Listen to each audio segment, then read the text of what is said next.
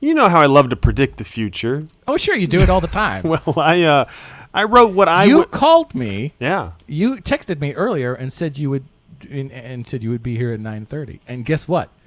Well, actually, you were late, but you still made it between 9:30 and 10. I like to keep things interesting. Well, I wrote what I hope would happen, my predictions for the storylines in season 2. And I just want to get your input, and I just want to see if you agree or, what you think of these, okay? Sure. If you think these would be good. So, my predictions for storylines of Stranger Things season 2. Number 1, I would love to see everything so season 2 would be this. Everything that happened in season 1, but from the point of view of the monster. Okay. So the Demogorgon, you just see what he's doing the whole time. See him walking around. Not to poke too many holes in this. I think it's a fascinating idea if he did more in the first season. He did all kinds of stuff. What do you mean? Well, he probably had, all told, through all 8 episodes, 20 minutes of screen time. And the rest of the time, he's just hanging out in this other world without anyone else eating deer and shit. I mean, we only saw 20 minutes. He True. could have been doing all kinds of stuff. I mean, he's got a life. He's got a wife and kids. Well, I don't know, because he's kind of a loner. And his flower petal face is flapping. Hi, honey. Rough day at the office. Killing children. Well, all we know is that it's just him. So maybe he's got a wife and kids. Favorite. He's got a wife, but he's on the run from his wife. He's he's like a deadbeat dad. So in the first season of Stranger Things, all we ever see is rah! In the second season, we see him in court dealing with child support issues. Yeah, maybe. He's, but you're right. He does a lot of hunting for deer and stuff. So it's him. It's him because he's confused. That's true. He doesn't know what's happening. He's like, what's this whole other world? He's scared too. Oh yeah, that's what you do when you walk into another world. What am I gonna do? Oh, I gotta kill some kids. This is a strange new place. You little boy. Well, he's attracted to blood. He loves blood. So, and he's just a hunter, so that's why he killed the deer and he killed the kids and stuff. So, but for the first bit, he's like, what is this? What's happening? What's going on? There's no ash in the air. That's weird. What happened to all the black roots that covered everything? He's like, this place is nice. I want to stay here. Why is everything not saturated blue? Yeah. So you learn. You get it. And so that's how it would work. Each season alternates. Season 1 from the kid's point of view. Season 2 from the Gorgodon. What's his name? What is it? The Gorgodon. You've already said it 3 times. The Demogorgon. The Demogorgon, yeah. Season 3 is then continuing the timeline. Okay. Season 4, you repeat the timeline from the other guy's point of view. Huh? So season 3 is actually technically season 2 where shit happens. And then season 4 goes back to season 3 where kind of nothing's going on. Well, it's from his point of view, so yeah. From his point of view. He's just driving around in his little hatchback, just tooling around, picking up the kids from school. Picking up the kids from dark school. His Gorgodon kids, yeah. Yeah. Whatever it's called. He's got a little fedora. Gorgons? Yeah. Okay, that's an idea. So my other idea is... I love it. Okay, instead of D&D, Season 2, the kids play another beloved 80s game. Okay. Kerplunk.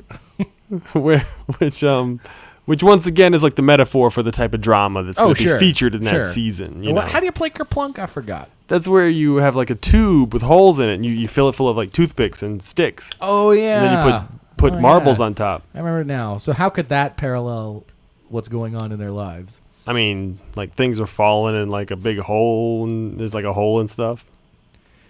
Okay. Like a sinkhole. Okay. So there's a big ball being suspended by massive logs over a sinkhole. Yeah, oh, what a metaphor. No, not a literal big Kerplunk game, Evan. But the elements of Kerplunk interrupt their lives. Kerplunk's kind of like Jenga in a way. It's opposite. I was going to say opposite of Jenga, but it's not opposite of Jenga. No, it's really not. You're pulling sticks out so the whole thing doesn't fall apart. Yeah, it's like Jenga, yeah. So they're piecing their lives back together from this awful thing that happened. Right. And which actually isn't right because you're actually pulling the sticks out. Well, you know what? The sticks represent the barbs, the terrors, the traumas that they're dealing with. But as they do that, they're making other parts of their life. As they do that, balls are falling. It's about adolescence. Moving on. I think my testicles just dropped. Kerplunk! Because at Yes, one that's point what it they is. That's what do- it is. Every time one of their their balls drop, Yeah. something traumatic happens to the town. Oh, okay. And they got to figure out why it's happening, and they realize like episode 5, there's a connection to And that. by the way, if these kids' balls hadn't dropped by now, then that season needs to be them going to the doctor to see what the fuck is wrong with their yeah, balls. you're right. They're at that age. They're Um, preteens. Maybe one of them, but all four. Maybe just Dustin or whatever. That's why they're friends. Yeah. Speaking of Dustin, season 2, I hope this happens. I Yeah. hope this happens. I think this would be interesting. Dustin was the kid with missing the front teeth. Yeah. So in season 2, he loses more teeth Oh, and a hand and a parent. oh. So that's sort of symbolic of what? Huh? All right, moving on. Moving on. Okay, in season 2, Will gets lost again, but But no one cares this time. no, but only in the spiritual sense. Oh. So people Where's are just, Will? Where's Will? Oh, he's right over there. Oh, But where's Will's soul? he's right over there. So it just turns into like a real heavy show. Yeah, it's 8 episodes of Will going, It's just him going to church or getting people taking him to different churches. Episode 3, Unitarian. Yeah. Everything I know is wrong. Episode 4, Methodist camp. Episode 5, Southern Baptist. That's the horror episode. Right, that's the scarier one. Like 5, okay. Episode 6, Westboro. Oh my gosh, yeah. So another idea, 5 is like there's a new drug in town, Evan, Ooh. and it's called the Upside Down, Oh. and it's it's like what was that? What, you bummed? No. What the Upside Down is since that's gotten around town, everyone Yeah, knows sure. knows it exists. So there's a drug based on it, or Yeah. it's the weed. You take weed and you lace it with that gross green seaweed stuff from the gate.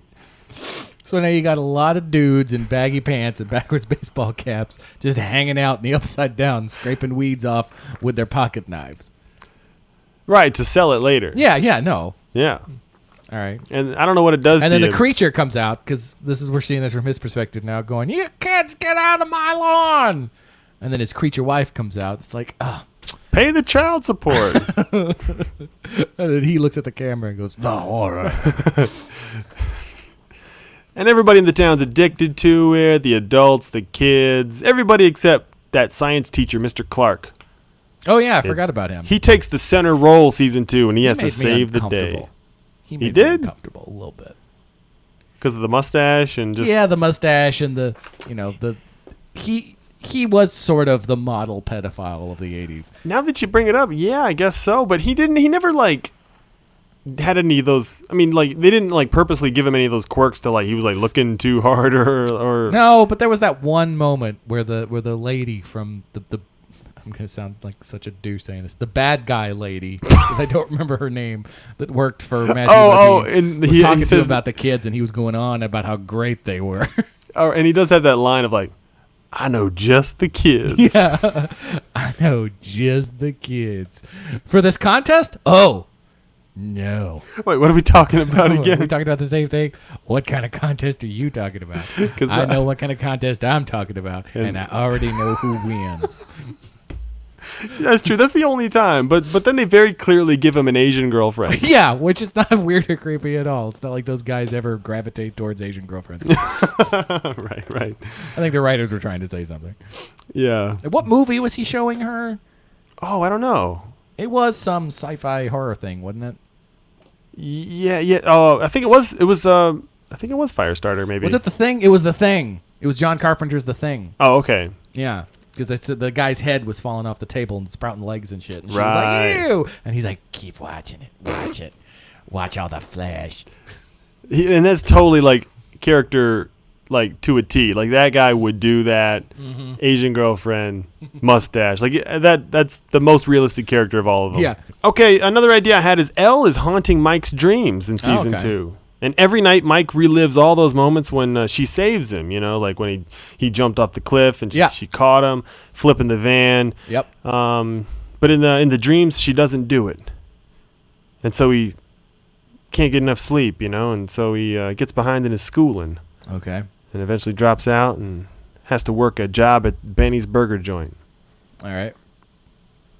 Oh, that's it? Riveting. That's the whole season? That's the storyline A of the whole Does the season. science teacher offer him some tutoring to help him with his grades? No, I don't know what the school teacher does, but he's not creepy. I also got this idea. Hopper gets too many girls in town pregnant, so he has to move to the big city. But then he accidentally kills a black guy, and so he has to move back. And then he's a cop, accidentally, quote unquote. yeah.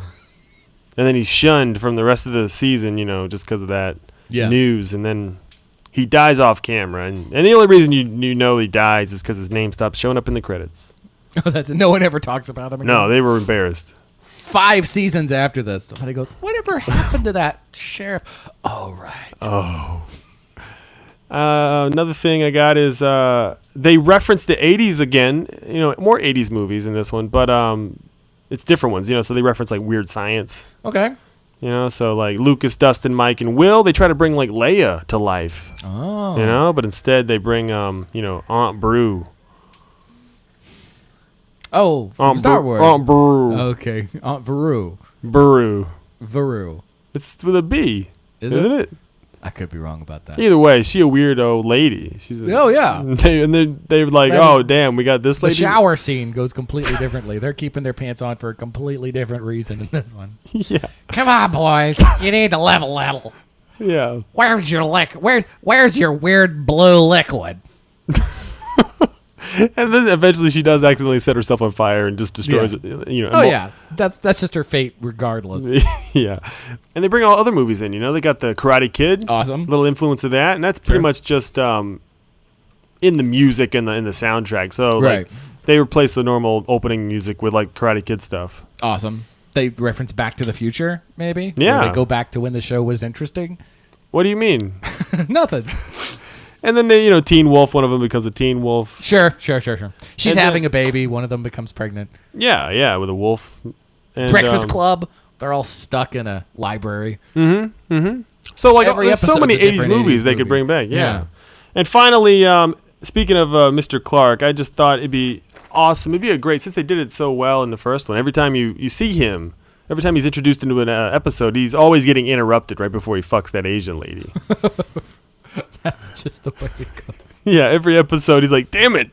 All right, let me tell you how to make a fucking Bunsen burner. Yeah, that'd be funny. I don't think he wanted to fuck that Asian lady, to be totally honest, because you don't show a woman the thing if you're looking for sexy times afterward. Yeah, it's not the precursor to getting it on.